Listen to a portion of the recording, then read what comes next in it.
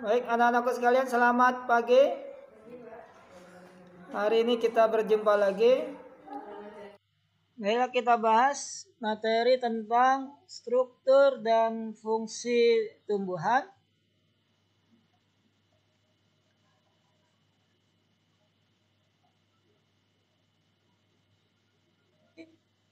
Organnya terdiri dari akar, batang, dan daun, disertai bunga, buah, dan biji. Di sini kita akan bahas tentang proses fotosintesis, di mana tumbuhan bagian bawahnya terdapat akar yang berfungsi untuk menyerap air dari dalam tanah. Air dari dalam tanah akan diedarkan sampai ke daun melalui batang ranting.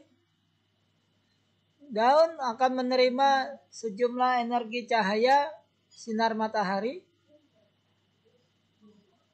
Dari daun inilah terjadinya proses fotosintesis. Semuanya terjadi pada daun.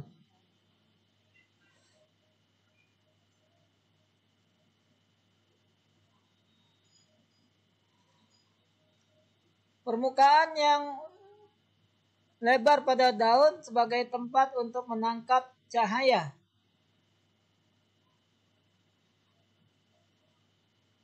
Pada bagian daun ada lapisan epidermis, bagian atas dan bagian bawahnya. Di sini ada mesofil palisade, yang di dalamnya ada kloroplas, yang mana kloroplas mengandung klorofil, zat hijau daun.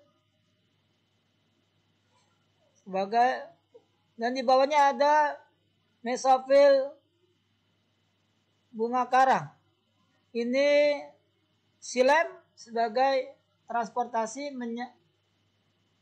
yang membawa air, garam, dan mineral. Air ini akan masuk menuju stomata. Ada dua penjaga dari stomata ini. Ketika masuk melalui stomata, karbon dioksida dan air akan menuju palisade yang banyak mengandung kloroplas, yang akan menerima air dan karbon dioksida dengan bantuan sinar matahari.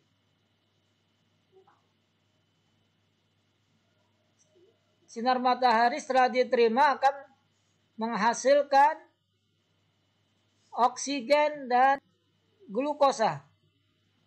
Oksigen dan glukosa yang dihasilkan dari proses fotosintesis kemudian akan diedarkan kembali oleh floem.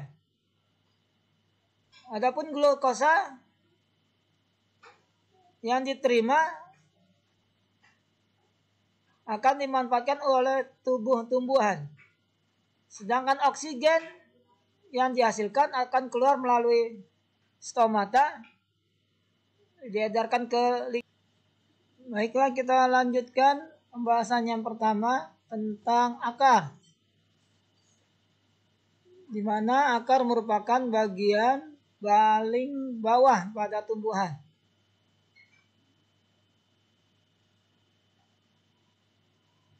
Dan tumbuh ke pusat bumi atau menuju air. Warnanya keputih-putihan atau kekuning-kuningan, bentuknya meruncing.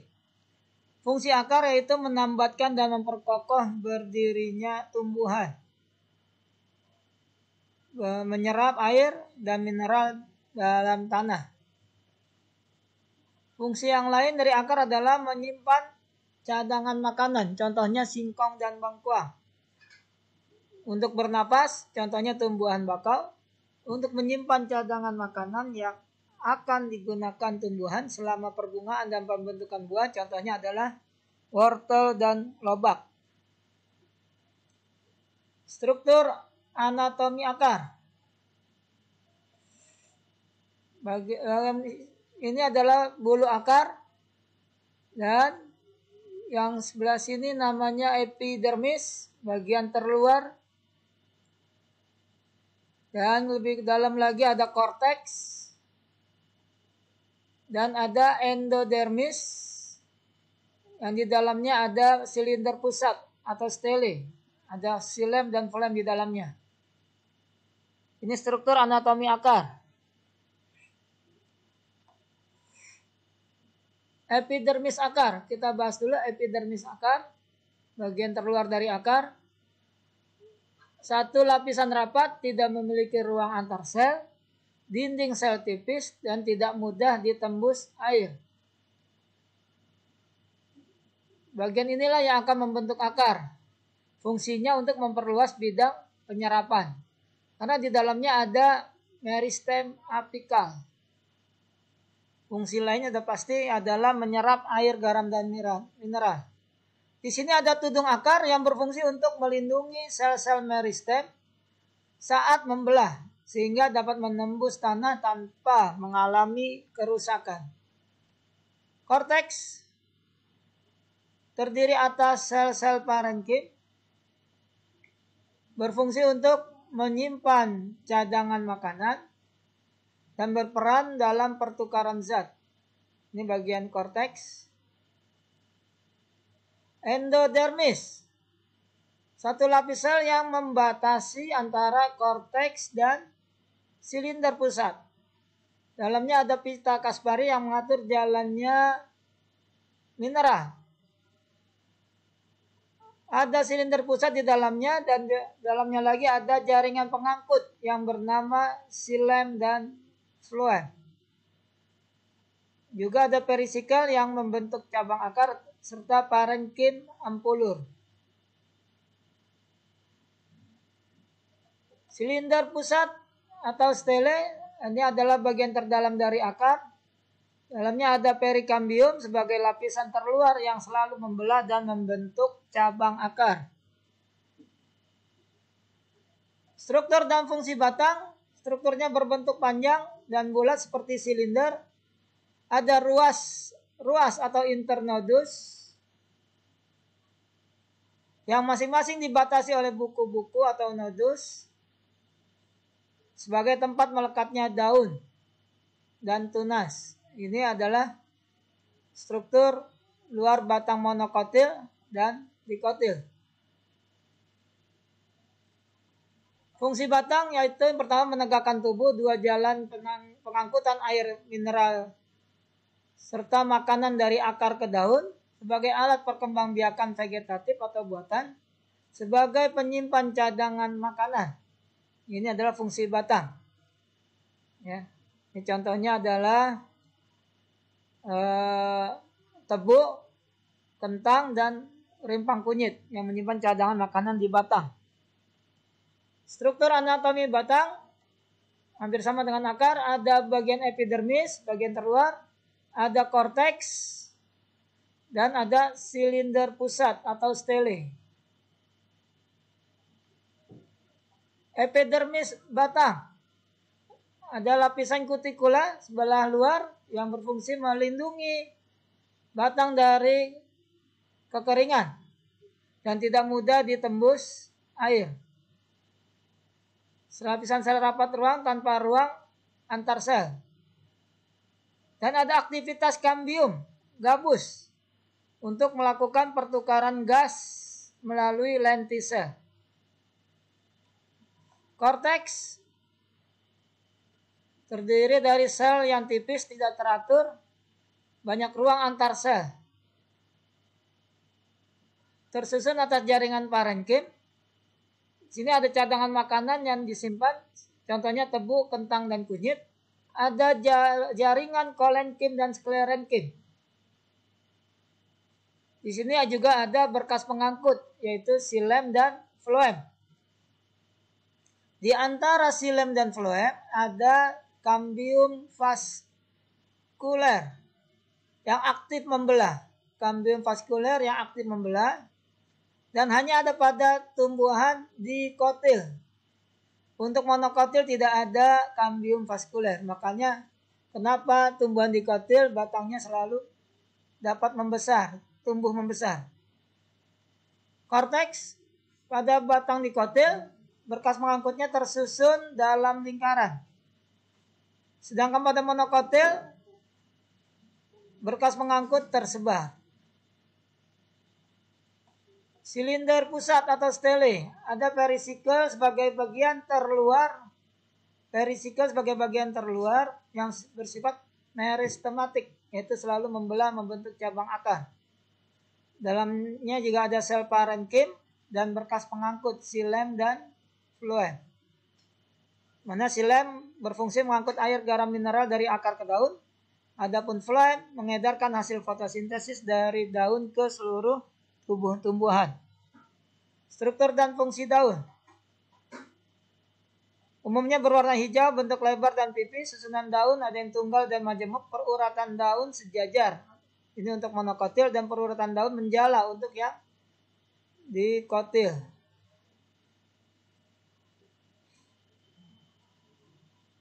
Struktur dan fungsi daun.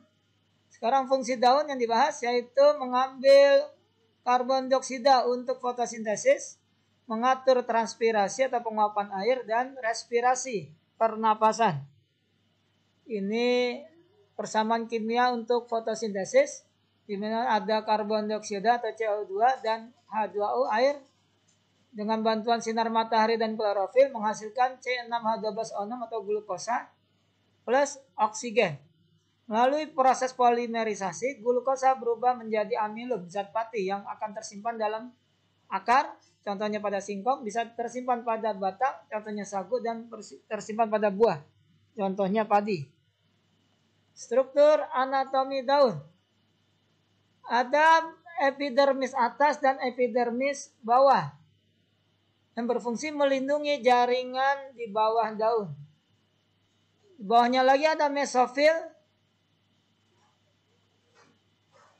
yang berdiferensiasi menjadi mesofil palisade atau jaringan tiang dan mesofil spon atau bunga karang, di mana jumlah klorofilnya lebih banyak di bagian palisade. Pada mesofil bunga karang kita temukan adanya xilem dan floem sebagai berkas pengangkut. Daun dilapisi lapisan kutikula yang berfungsi mengurangi penguapan sehingga stomata pada siang hari akan membuka sehingga CO2 masuk untuk terjadinya proses fotosintesis, dan stomata akan menutup pada malam hari. Struktur anatomi daun. Pada tumbuhan monokotil, mesofil tidak berdiferensiasi, tetapi tersusun atas jaringan parenkim yang mengandung klorofil yang ukurannya seragam. Sedangkan pada dikotil, mesofil berdiferensiasi menjadi mesofil atau jaringan palisade dan bunga karang. Struktur dan fungsi bunga. Struktur bunga warna menarik dengan tujuan untuk menarik hewan lain atau serangga datang sehingga memudahkan terjadinya penyerbukan. Struktur bunga monokotil, bagian bunganya mulai dari daun, kelopak, daun mahkota, dan benang sehari berkelipatan 3. Untuk dikotil berkelipatan 4 dan 5. Struktur dan fungsi buah dan biji. Ini ada gambar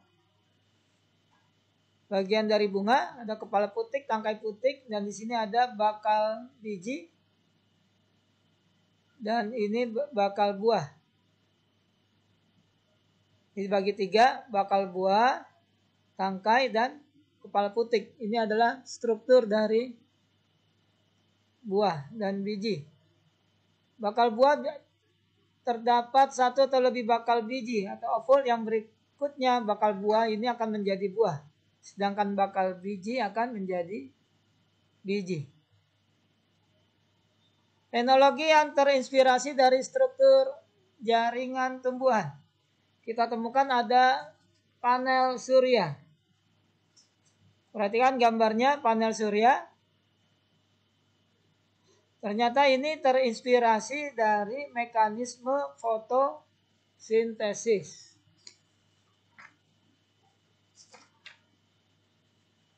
Ya, jadi ketika cahaya matahari diterima masuk, di sini ada, karena daun mengandung klorofil,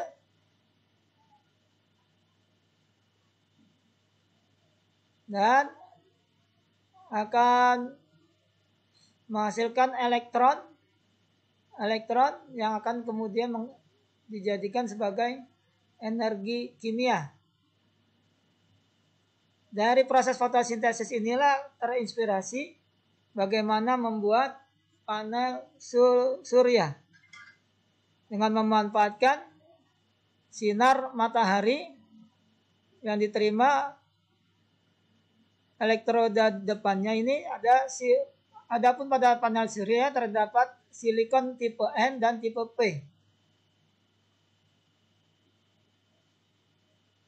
Di mana ketika cahaya matahari menabrak permukaan panel surya, menyebabkan elektron atau partikel penyusun atom yang bermuatan negatif pada panel surya bergerak melalui suatu konduktor dan akan menghasilkan arus listrik sehingga akan menyala lampu. Ini fungsinya untuk menyalakan lampu. Baik, berikutnya sensor cahaya. Ya, cahaya pada lampu jalan ini ternyata ada fotoresistor terpasang di sana. Di mana fungsinya adalah ketika kita ketahui ketika malam hari lampu jalan ini akan menyala. Sedangkan pada siang hari lampu jalan ini akan mati. Ini terinspirasi dari pohon kaktus, di mana stomata kaktus akan menutup pada siang hari dan akan membuka ketika malam hari. Berikutnya adalah lapisan pelindung dan pengilap. Pada permukaan daun ada kutikula yang tersusun atas senyawa lipid berupa lilin atau wax dan polimer hidrokarbon yang disebut kutan yang bersifat hidrofobik. Artinya dia anti air dan mencegah debu atau kotoran. Dan inilah yang menginspirasi dibuatnya lapisan pelindung dan pengilap pada motor atau mobil. Terakhir ada alat pemurnian air. Akar menyerap partikel yang terlarut dalam air sehingga air menjadi bersih. Biasanya kita temukan pada sungai atau danau yang banyak eceng gondoknya, biasanya airnya bersih. Karena akar dari inilah, eceng gondok inilah yang akan menyerap kotoran-kotoran bahkan racun sehingga airnya menjadi bersih. Karena pada akar ternyata ada aquaporin berupa saluran atau protein kanal yang hanya bisa dilewati oleh air. Baik, demikianlah untuk materi struktur dan fungsi tumbuhan.